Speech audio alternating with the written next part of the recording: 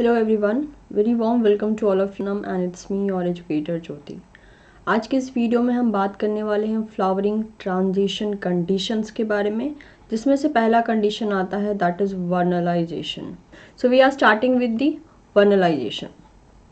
तो सबसे पहले बात आती है व्हाट इज वर्नलाइजेशन और इसकी ज़रूरत क्यों होती है।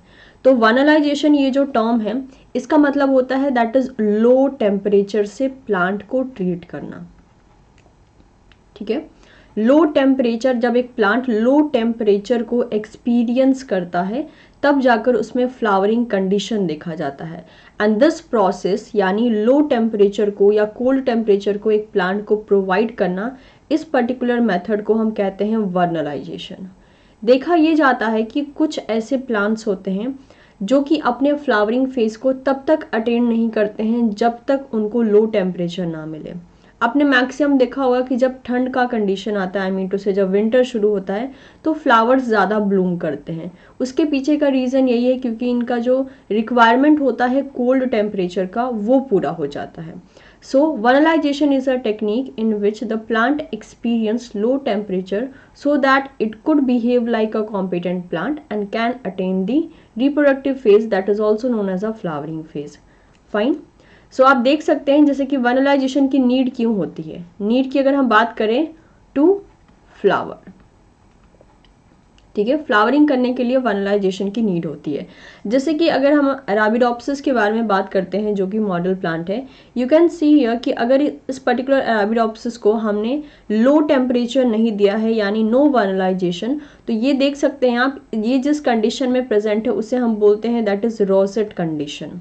ठीक है, यानी ये सिर्फ अपने बॉडी में सिर्फ लीव्स को प्रेजेंट करेगा, ये कभी भी फ्लावरिंग फेज में एंटर नहीं कर सकता है अनटिल और अनलेस हम इसको लो टेम्परेचर से ट्रीट ना करें।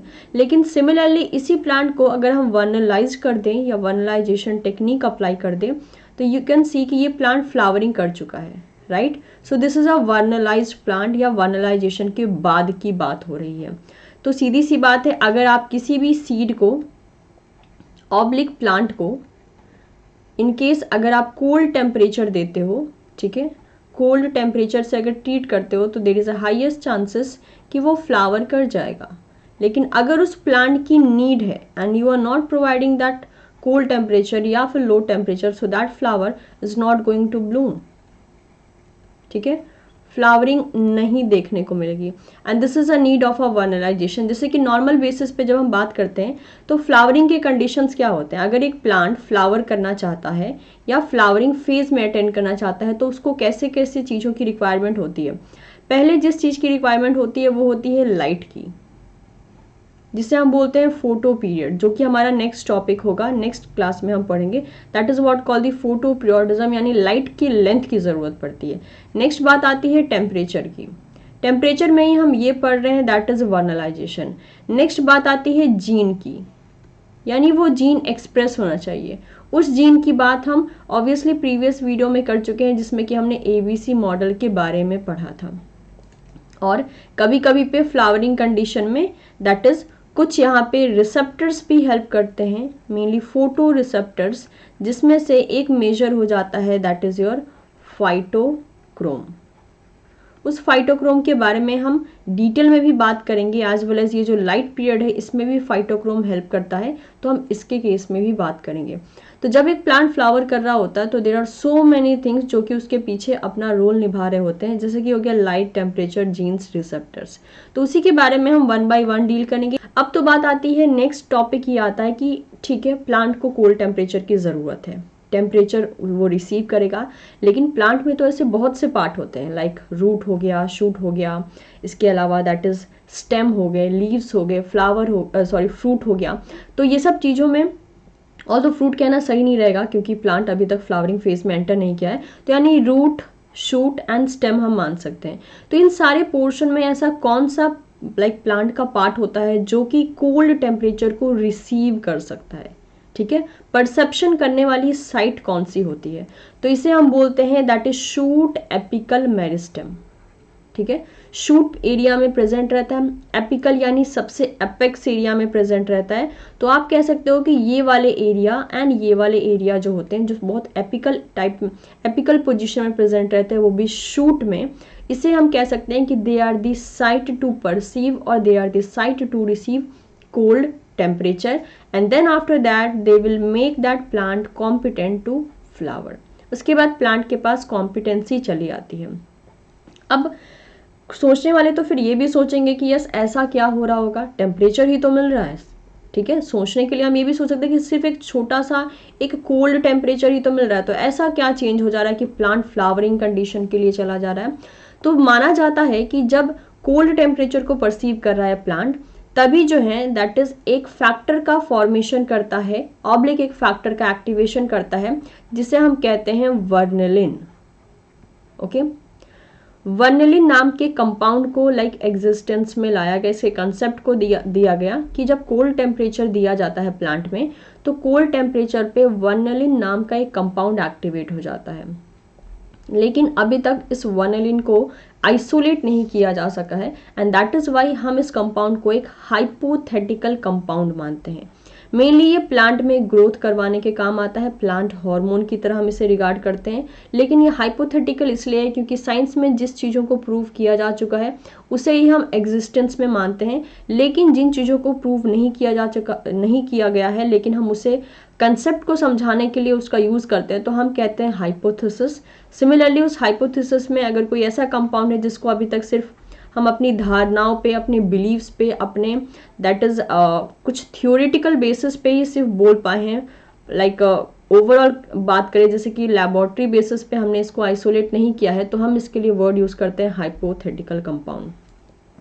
तो वर्नेलिन एक हाइपोथेसिस का ही पार्ट है, ये एक हाइपोथेटिकल कंपाउंड है, अभी तक इसको आइसोलेट नहीं किया जा चुका है।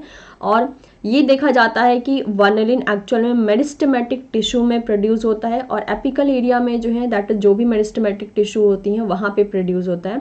और ये प्रोड्यूस इसीलिए हो पाता है क्योंकि इसको एक्टिवेट होने के लिए लो टेम्परेचर चाहिए, और वो लो टेम्परेचर जैसे ही मिलता है वर्नेलिन का एक्टिवेशन हो जाता है। और वर्नेलिन एक्टिवेट होने के बाद ये माना जाता है कि एक फ्लावरिंग पाथवे में एंटर कर जाता है। वो फ्लावरिंग पाथवे जहाँ पे बहुत से अलग अलग ऐसे जीन्स का एक्टिवेशन किया जाता है जो कि प्लांट में फ्लावरिंग करवा सके, और प्लांट जो है फाइनली अपने रिप्रोडक्टिव फेज में एंटर कर जाए। तो ये वर्नेलिन वो कंपाउंड है जो कि एक्टिवेट होता है लो टेम्परेचर पे, although it is a hypothetical plant growth compound because इसको आइसोलेट नहीं किया जा सका है, एंड वर्नेलिन मेरिस्टेमेटिक रीजन में पाया जाता है। अब बात आती है कि इन केस मान लीजिए अगर हमसे कोई कहे कि ठीक है लो टेम्परेचर की प्लांट को ज़रूरत है, लेकिन इन केस हमारे पास टेम्परेचर प्रोवाइड करने की फैसिलिटी ना हो, तब क्या करें। या फिर एक प्लांट ऐसे कंडीशन में जा चुका है कि उसको कोल्ड को रिसीव नहीं कर पा रहा है, या फिर उसको कोल्ड कंडीशन नहीं मिल पा रहा है, तो वो ब्लूम नहीं कर पा रहा है। तो whether there is any alternative कि हाँ हम कोल्ड टेम्परेचर के अलावा कुछ और ऐसा अप्लाई कर दे जिससे कि प्लांट ब्लूम कर जाए, प्लांट में फ्लावरिंग फेज चलाए, तो obviously there is an alternative that is what known as a gibberellic acid. Gibberellic acid एक प्लांट हार्मोन है जो कि एज अ सब्स्टिट्यूट यूज़ किया जाता है वर्नेलिन के लिए। मतलब कि मान लीजिए कि प्लांट फ्लावरिंग नहीं कर रहा है और आप वर्नलाइजेशन कंडीशन नहीं दे सकते हो, या फिर नेचुरल कंडीशन में प्लांट को कोल्ड टेम्परेचर नहीं मिला है, तो अगर आप टेम्परेचर नहीं दे सकते हो तो क्या कुछ और ऐसा है जो कि आप आउटर साइड से अप्लाई कर सकते हो। So the answer is yes, gibberellic acid एक ऐसा फाइटो हार्मोन है जो कि आप एक्सटर्नली भी प्लांट पे अप्लाई करते हो, so there is a highest chances कि वो प्लांट फ्लावरिंग कर जाएगा। तो अगर आपके पास टेम्परेचर प्रोवाइड करने का कंडीशन ना हो, या प्लांट नेचुरल कंडीशन में टेम्परेचर को नहीं ले पा रहा हो किसी भी कंडीशन से, तो हम जिब्रेलिक एसिड दे देंगे तो वो प्लांट ब्लूम कर जाएगा। अब आते हैं हम एग्जैक्ट मैकेनिज्म पे कि यहाँ पे चीज़ें काम कैसे कर रही हैं। तो देखिए इस फ्लावरिंग मैकेनिज्म के पीछे बहुत से फैक्टर होते हैं। हम यहाँ पे एग्जांपल लेके चल रहे हैं अराबिडोप्सिस थालियाना का, ठीक है, कि अराबिडोप्सिस थालियाना में हम इससे स्टडी करें बिकॉज एक प्लांट को तो टारगेट करना ही पड़ेगा। तो देखने वाली बात ये होती है कि एक पहला जीन होता है that is FLC gene, flowering locus C gene, ठीक है। ये FLC flower locus C gene क्या है, it is a repressor of flowering. ये फ्लावरिंग को रिप्रेस करता है। दैट मीन्स ये नॉन वर्नलाइज्ड प्लांट में बहुत ज़्यादा अमाउंट में पाया जाएगा एंड वर्नलाइज्ड प्लांट में ज़्यादा अमाउंट में पाया नहीं जाएगा, क्योंकि वर्नलाइज्ड प्लांट जो होते हैं that is they can attain flowering, और अगर वो फ्लावरिंग कर रहे हैं तो वेरी उसमें फ्लावरिंग का रिप्रेसर तो हो नहीं सकता है, तो इसीलिए इसका अमाउंट वर्नलाइज्ड प्लांट में कम देखा गया है एंड नॉन वर्नलाइज्ड में ज़्यादा देखा गया है। सेकेंड जीन आता है FT gene. FT gene actual में लीव्स में प्रेजेंट रहता है और ये एक फ्लोरिजन फैक्टर है और ये फ्लावरिंग जीन की तरह काम करता है, फ्लावरिंग में हेल्प करवाता है। जो हमारा थर्ड जीन है that is SOC1 gene, that is suppressor of over expression of Constance 1 gene. ये भी एक फ्लावरिंग जीन है and this is present in the shoot apical meristem. FD gene that is flowering locus D gene, ये भी shoot apical meristem में present रहता है and it is also a flowering gene. VRN2 gene is just acting like a FLC gene, लेकिन FLC gene Arabidopsis में पाया जाता है and VRN2 gene mainly winter cereals में पाया जाता है। ऑल्दो इसका भी काम सेम टू सेम ही है कि प्लांट को फ्लावरिंग नहीं करने देना, ठीक है। इसलिए जब हम वर्नलाइजेशन करते हैं तो VRN2 जीन रिप्रेस हो जाता है, क्योंकि वर्नलाइजेशन के बाद प्लांट फ्लावर करेगा। फिर आते हैं VRN1 एंड VIN3 जीन, जो कि वर्नलाइजेशन के बाद एक्टिव हो जाते हैं और फ्लावरिंग करवाने में हेल्प करते हैं। लास्ट में आता है फ्रीडिजा दैट इज फ्राई जीन, जो कि that serve to prevent the plant from flowering through the work of FLC। तो आप कह सकते हो ये FLC का फ्रेंड होता है। फ्राई एंड FLC जीन दोनों मिलकर फ्लावरिंग कंडीशन को इनहिबिट करते हैं। तो ये तो हमने सबका इंट्रोडक्शन पढ़ लिया, जरा सा देखते हैं कि ये काम कैसे कर रहे हैं। तो हम ये कह सकते हैं कि FLC जीन अगर एक्टिव है तो प्लांट में फ्लावरिंग नहीं होगी, सिर्फ वेजिटेटिव फेज ही रहेगा, क्योंकि ये रिप्रेसर है फ्लावरिंग का। अगर FLC जीन इनएक्टिव है तो प्लांट में फ्लावरिंग देखने को मिलेगी। यानी यहाँ से हम ये कह सकते हैं कि अगर हम चाहते हैं कि एक प्लांट फ्लावर करे तो उसमें FLC का इनएक्टिव होना ज़रूरी है। तो सब वर्नलाइजेशन जीन में पहला वर्नलाइजेशन जीन आता है VRN1, जिसके बारे में अभी मैंने बताया, जिसे हम कहते हैं वर्नलाइजेशन 1। देन आता है VIN3 जो कि होता है वर्नलाइजेशन इनसेंसिटिव 3। तो देखा ये गया है कि FLC, जब केस 1 की मैं बात कर रही हूँ, FLC जब एक्टिव रहता है तो ये FT gene, FD gene and SOC1 gene तीनों को इनहिबिट करता है। ये वही तीनों जीन है जिसके बारे में अभी हमने यहाँ पे पढ़ा था, और ये तीनों के तीनों जीन फ्लावरिंग जीन होते हैं जो फ्लावरिंग को प्रमोट करेंगे।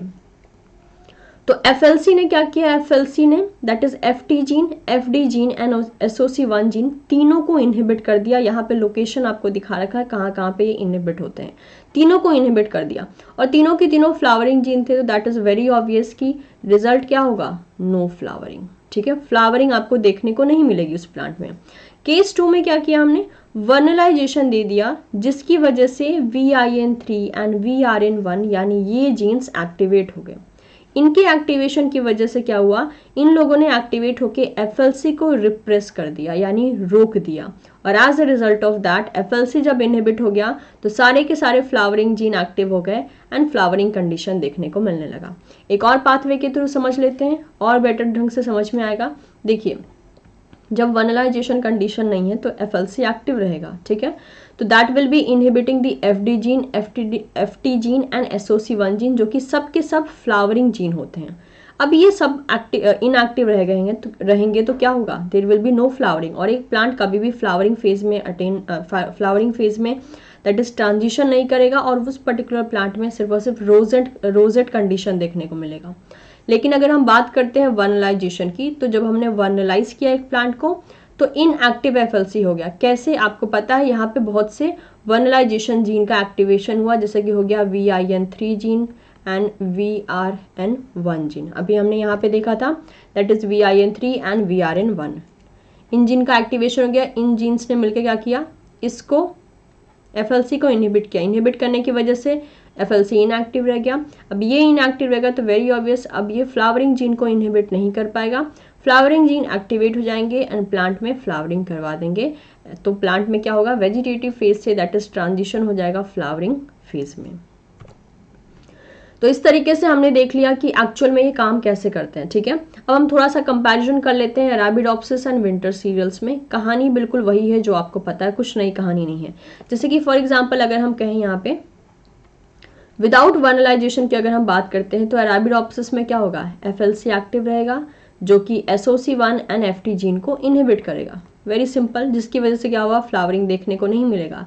लेकिन विंटर सीरियल्स में बात करें तो विंटर सीरियल्स में FLC नहीं पाया जाता है। FLC जैसा काम करने वाला एक gene that is known as a VRN2, right, VRN2, इसको याद रखिएगा। VRN2 जीन एक्चुअल में it is just acting like the repressor जो कि हमने देखा था अरेबिडोप्सिस में, ठीक है। तो VRN2 यहाँ पे रिप्रेसर की तरह काम करता है। तो जब VRN2 एक्टिव रहेगा तो ये क्या करेगा, ये फ्लावरिंग को रोक सकता है, और जब तक ये एक्टिव रहेगा तब तक एक प्लांट फ्लावरिंग करेगा ही नहीं। तो देखिए, जब विंटर सीरियल्स में वर्नलाइजेशन नहीं दिया है तो VRN1 जो कि वर्नलाइजेशन जीन है ये एक्टिव नहीं रहेगा, VRN2 एक्टिव रहेगा, जिसकी वजह से FT जीन भी रिप्रेस रहेंगे, यानी सारे के सारे फ्लावरिंग जीन रिप्रेस हैं। तो फ्लावरिंग क्या होगी, देखने को नहीं मिलेगी। लेकिन जब हम वर्नलाइजेशन कंडीशन ले रहे हैं तो FLC रिप्रेस हो चुका है, जिसकी वजह से SOC1 एंड FT जीन का एक्टिवेशन हो चुका है, and as a result of that there is a promotion of flowering देखने को मिल रही है। सिमिलरली यहाँ पे विंटर सीरियल्स में आप देख सकते हैं कि अगर वर्नलाइजेशन कंडीशन दे दिया है तो VRN1 एक्टिव हो चुका है, VRN2 रिप्रेस हो गया है। अभी कहा था अगर VRN2 रिप्रेस रहेगा तभी जाकर फ्लावरिंग होगी, और अगर ये एक्टिव रहता है तो फ्लावरिंग नहीं होगी। ये एक्टिव था तो ये क्या कर सकता है, फ्लावरिंग को रोकेगा।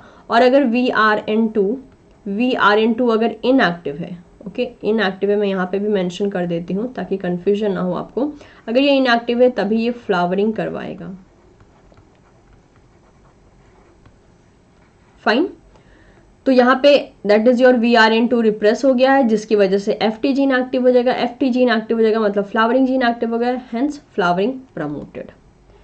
तो इस ढंग से हमने यहाँ पे बहुत से फैक्ट्स देख लिए कि कौन कौन से जीन्स काम करते हैं। यहाँ पे एक मेजर चीज आती है कि अगर कभी पूछा जाए कि नॉन वर्नलाइज्ड प्लांट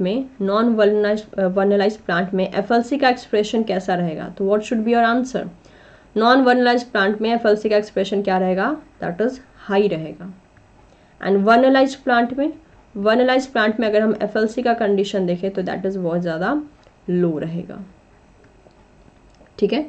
सिमिलरली अगर म्यूटेशन हो गया है FLC में अगर म्यूटेशन हो गया है तो क्या होगा, FLC में म्यूटेशन हो जाएगा तो हम ये मान सकते हैं कि यस, उस प्लांट में फ्लावरिंग देखने को मिलेगी, चाहे आप उसे वर्नलाइजेशन कंडीशन दे या ना दे, क्योंकि जो रिप्रेस कर सकता है फ्लावरिंग को वो जीन तो ऑलरेडी म्यूटेट हो चुका है। तो वेरी ऑब्वियस, आप चाहे उसको वर्नलाइजेशन दे या ना दे वो फ्लावरिंग कर सकता है, क्योंकि उसको लाइक नॉन फ्लावरिंग कंडीशन में मेंटेन करने वाला जो जीन है दैट इज FLC जीन है। Fine, okay, so here is one question that has been taken from your GATE, और काफ़ी बढ़िया सा क्वेश्चन है, फटाफट से हम इसको डील कर सकते हैं। आप भी इसको सॉल्व करके देखिए कि हाँ आप इसको कर पा रहे हैं या नहीं कर पा रहे हैं, ठीक है।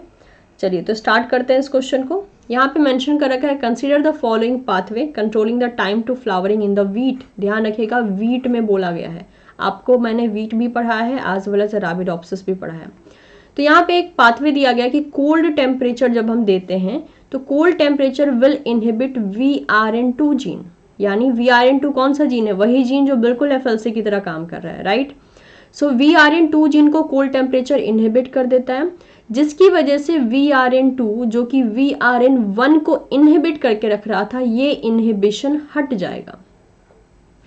और अगर ये हट जाएगा तो वेजिटेटिव फेज का ग्रोथ रुकेगा as well as flowering induce हो जाएगी, क्योंकि ये कौन सा कंडीशन है, ये वर्नलाइजेशन कंडीशन है। अगर आपने कोल्ड टेम्परेचर दिया ये VRN2 को रोकेगा, VRN2 जो कि VRN1 को रोक रहा था वो अब रोक नहीं पाएगा, तो यानी इसका इनहिबिशन इफेक्ट हट जाएगा, VRN1 जीन एक्टिव हो जाएगा जो कि वर्नलाइजेशन जीन। सो VRN2 जीन जो कि VRN1 जीन को इनहिबिट कर रखा था, ये इनहिबिशन हट जाएगा, VRN1 जीन का एक्सप्रेशन हाई हो जाएगा, as a result of that it will promote the flowering. ये यहाँ पे हमें समझ में आ रहा है कि यस, इस पाथवे में शायद ऐसा ही कुछ कह रखा है और हमने भी कुछ ऐसा ही पढ़ा है। अब आते हैं क्वेश्चन पे। If a batch of P of wheat seed, okay, एक बैच है जिसमें कि एक P वीट को लिया गया है, ठीक है, और एक Q को लिया गया है, एक बैच का नाम है Q। If a batch P of wheat seed is vernalized before sowing, okay, तो इसको हमने क्या किया, वर्नलाइजेशन कंडीशन दे दिया। And the batch Q is non vernalised, और इसको हमने वर्नलाइजेशन कंडीशन दिया ही नहीं, नॉन वर्नलाइज्ड, ठीक है। Then which of the following statement is most likely to be correct, कौन सा करेक्ट होगा। अगर हम ऑप्शन ना भी देखें तो क्या कह सकते हैं, सीधी सी बात है, ये तो वही वाली कहानी हो गई जो अभी मैंने आपको एक केस स्टडी पढ़ाई थी, एक कंट्रोल को लेकर और एक नॉर्मल को लेकर कि यस 11 वीक में जो फ्लावरिंग कर गए थे, बिल्कुल वैसा ही कंडीशन है। लेकिन ट्विस्ट क्या दिया है इन्होंने, अगर आपने सिर्फ अराबिडोप्सिस का पढ़ा है दैट इज वर्नलाइजेशन, तो आपको पता है कि उसमें FLC काम करता है फ्लावरिंग को रोकने के लिए। लेकिन अगर आपने वीट का नहीं पढ़ा है तो शायद आप ये क्वेश्चन सॉल्व ना कर पाओ, क्योंकि एक जनरल बेसिस पे भी दिमाग चलेगा ना, तो ये चलेगा कि यार VRN2 है यानी ये वर्नलाइजेशन जीन होना चाहिए, तो ये इनहिबिट क्यों करेगा। लेकिन अगर आपने वीट की कहानी पढ़ी है तो आपको पता है कि इनहिबिटर का खुद का नाम है VRN2, ठीक है। तो क्या होगा, पी वीट में दैट इज पी वीट में वर्नलाइजेशन दे दिया गया है, जिसकी वजह से जो है दैट इज योर VRN2 का इनहिबिशन हो जाएगा, VRN2 का इनहिबिशन हो जाएगा, as a result of that VRN1 active हो जाएगा, VRN1 एक्टिव होगा तो इसमें फ्लावरिंग होगी, rather to say early flowering होगी, क्योंकि हम अर्ली ही करवाते हैं, राइट, अर्ली फ्लावरिंग होगी as compare to Q plant, क्योंकि क्यू वीट में नॉन वर्नलाइज्ड है तो इसमें अभी भी जो है दैट इज VRN2 एक्टिव रहेगा अनटिल और अनलेस इसको दैट इज योर आप कह सकते हो क्लाइमेटिक कंडीशन के अकॉर्डिंग, जब तक इसको कोल्ड टेम्परेचर ना मिले, जब तक इसको वैसा क्लाइमेटिक कंडीशन ना मिले तब तक ये फ्लावरिंग करेगा नहीं। आप कह सकते हो जब इसको बाद में इसका सूटेबल कंडीशन मिल जाएगा तब जाकर ये फ्लावरिंग करेगा, मतलब ये लेट फ्लावरिंग करेगा, उतना अर्ली नहीं करेगा जितना अर्ली पी वाली वैरायटी करेगी। बस हमने जो यहाँ पे कंक्लूजन निकाला इसी को हमें मैच कर लेना है। बोला गया है then which if the batch P of the wheat seed is vernalised before sowing and batch Q is not vernalised, then which of the following statement is most likely to be correct, कौन सा यहाँ पे statement correct होगा। पहला देख लीजिए, P will have lower VRN2 transcript and will flower later than Q. P में lower VRN2 का ट्रांसक्रिप्ट होगा, मतलब VRN2 को अगर हम mRNA लेवल पे अगर देखेंगे तो किस में ज्यादा कंसंट्रेशन होगा, वेरी ऑब्वियस पी में एकदम कम होगा कंसंट्रेशन, और क्यू में क्या होगा, क्यू में तो अभी तक इसको इनहिबिट किया ही नहीं गया है तो इसका कंसंट्रेशन हाई पाया जाएगा, राइट। तो ये पहली वाली यहाँ तक तो लाइन ठीक कही गई है कि पी में जो है लोअर ट्रांसक्रिप्ट पाया जाएगा VRN2 का and will flower later than Q, लेकिन ये क्यू से लेट फ्लावर करेगा, बट दिस इज रॉन्ग। ये तो क्यू के कंपैरिजन में पी वाली वैरायटी जो है यहाँ पे बहुत ज्यादा अर्ली फ्लावर करेगी, जल्दी फ्लावर करेगी as compare to the Q, तो ये स्टेटमेंट गलत हो गया। बी देखिए, P will have lower VRN2, बिल्कुल सही, VRN2 transcript and will flower early than Q, exactly this is the correct answer. यही तो हम ढूंढ रहे थे कि यस पी प्लांट में VRN2 का एक्सप्रेशन कम पाया जाएगा, ट्रांसक्रिप्ट कम होगा, एज वेल एज ये क्यू के कंपैरिजन में जल्दी फ्लावर करेगा, अर्ली फ्लावर करेगा, जो कि मैंने आपको यहाँ पे समझा रखा है। तो हमारा डिजायरेबल आंसर ये हो गया। पी विल हैव हाइयर तो होगा नहीं, P Q will have equal तो बिल्कुल नहीं होगा, जब एक को वर्नलाइजेशन दिया है तो वेरी ऑब्वियस वर्नलाइजेशन तो VRN2 को रोकेगा, तो इसके साथ हमारा आंसर हो जाता है दैट इज आंसर 2। तो आपने कंसेप्ट भी गेन किया, क्वेश्चन में भी अप्लाई कर लिया, इसी बहाने आपको ये भी मालूम हो गया कि क्वेश्चन आते किस किस टाइप के हैं। आई एम एक्सपेक्टिंग कि ये सेशन आपके लिए यूजफुल रहा होगा। मिलते हैं आपसे दैट इज अगले वीडियो में कुछ और नए कंसेप्ट के साथ। Till then take care and keep learning.